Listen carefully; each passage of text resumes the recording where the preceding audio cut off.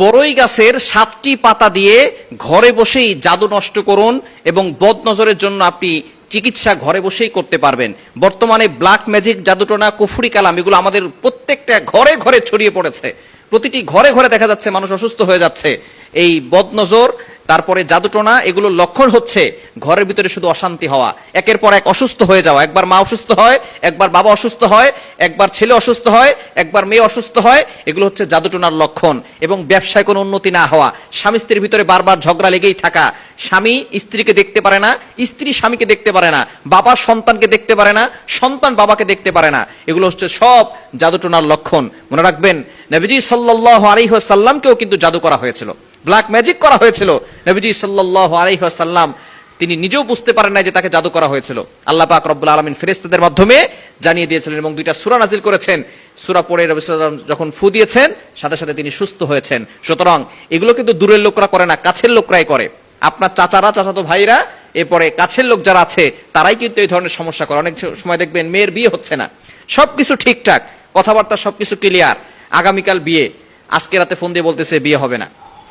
এরকম করে অনেক মেয়ের বিয়ে হচ্ছে না। সুতরাং এগুলো হচ্ছে জাদুটোনার লক্ষণ।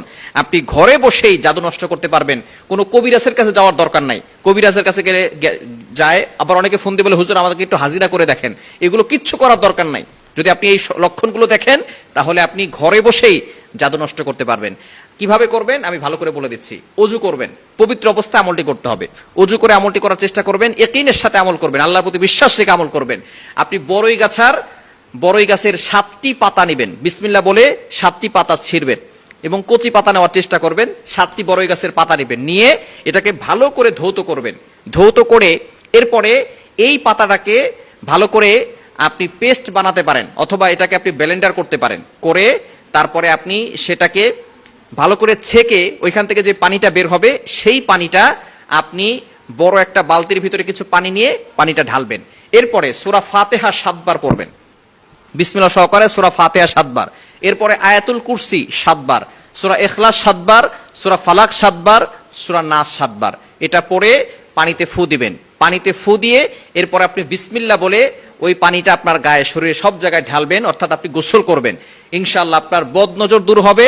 যদি কারো হিংসুক চোখ আপনার দিকে অ্যাটাক করে, সেই হিংসামি দূর হয়ে যাবে এবং জাদুটোনা থাকলে সেটা কেটে যাবে ইনশাআল্লাহ। আপনি যদি এই আমলটা এখানে সাথে করতে পারেন, একদিন করলে দেখবেন আপনি সুস্থ হয়ে যাচ্ছেন।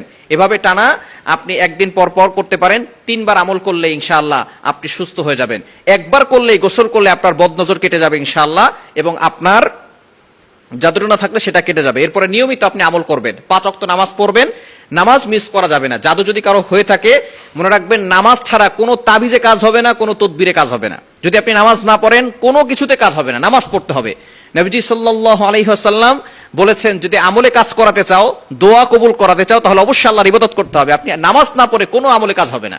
1 নাম্বার হচ্ছে নামাজ পড়তে হবে, মাস্ট বি নামাজ পড়তে হবে। যদি অসুস্থ থাকেন, দাঁড়িয়ে পড়তে পারছেন না, বসে পড়েন, বসে পড়তে পারছেন না, শুয়ে নামাজ পড়েন, 5 ওয়াক্ত নামাজ পড়বেন। এরপরে আপনি শরীর বন্ধ করে রাখবেন, আয়াতুল কুরসি আর 4